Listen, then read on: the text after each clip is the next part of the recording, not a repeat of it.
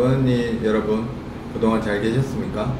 네, 오늘은 제가 말도 많고 탈도 많은 백내장 수술 중에 인공수정체 어떻게 선택할까에 대해서 한번 주제를 갖고 나왔습니다.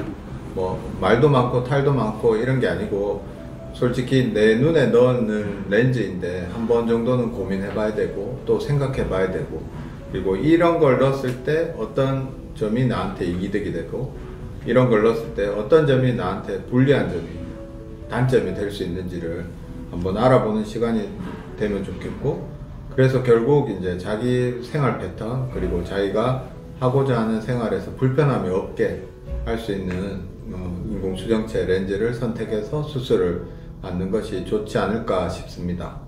네.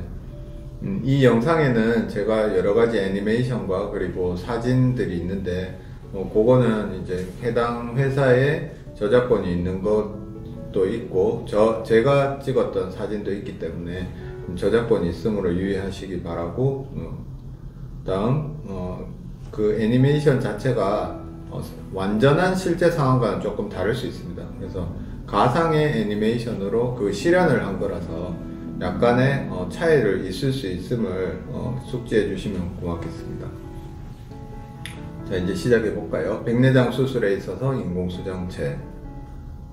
먼저 인공수정체는 왜 중요하냐 하면, 백내장 수술을 하고 백내장 부분을 제거하고 난 뒤에 그 부분에 렌즈를 넣어야지 다시 보이게 됩니다. 그래서 그 보이게 할 수 있는 눈의 렌즈 종류를 우리가 선택을 해야 되고, 그리고 그 렌즈의 종류에 따라서 단초점, 그리고 다초점, 그리고 여러가지 다른 이제 중간거리까지 보이는 여러가지 초점이 현재 시장에 나와 있고, 그리고 백내장 수술할 때 사용을 하고 있습니다.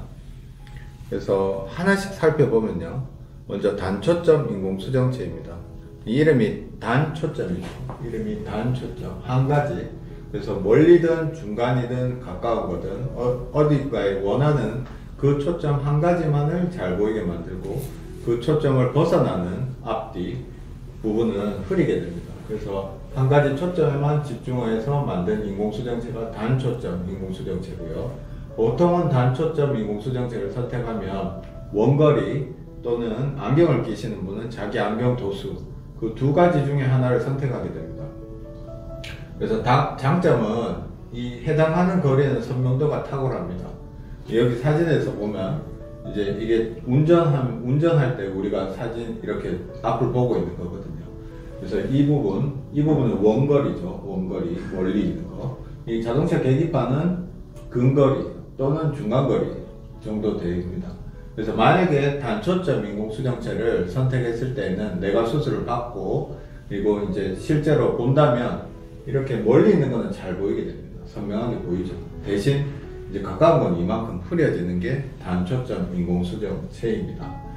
반대로 근거리를 저같이 안경을 끼시는 분은 이제 안경을 끼면 이렇게 보이게 되시죠. 대신 이제 안경을 쓰고 근거리를 보면 이렇게 흐려집니다. 그렇지만 안경을 빼고 만약에 본다면 여기가 선명해지고, 그 다음에 여기가 흐리게 되겠죠. 우리 보통 안경 쓰는 분들은 이해가 빠를 겁니다. 그래서 이 단초점 인공수정체의 단점은 렌즈가 제공하지 않는 거리, 즉 인공수정체가 제공하지 않는 거리는 안경을 끼게 되면 다시 선명해지는 게 하나의 단점이자 또 장점이 될 수도 있죠.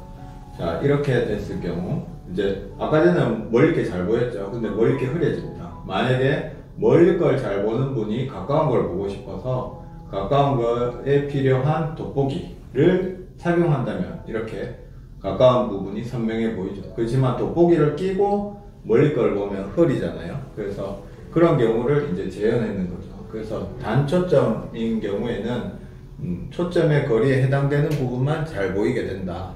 하지만 다른 부분을 더 보고 싶으면 안경으로 조절이 된다.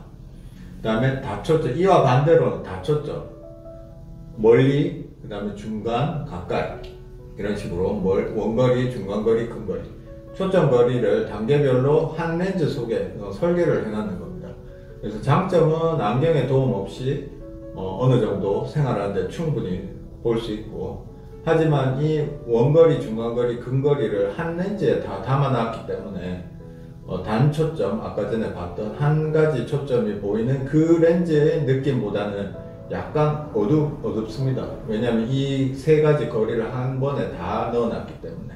그리고 그거를 넣는 렌즈 자체 디자인의 특성상 빛이 약간 퍼져 보이게 됩니다. 그리고 그 빛이 퍼져 보이는 거에 대해서 이제 빛 그림자라고 우리가 표현을 하게 되는데, 요거는 이제 빛이 퍼지면서 그 옆에 이제 잔상 같은 게 보인다는 말입니다. 하지만 현재 사용하고 있는 여러 가지 다초점 인공수정체 여러 제조사에서 나오고 있거든요. 근데 그런 렌즈는 시간이 지날수록 점점 더 자연스러워지고 적응이 되는 경우가 대부분입니다.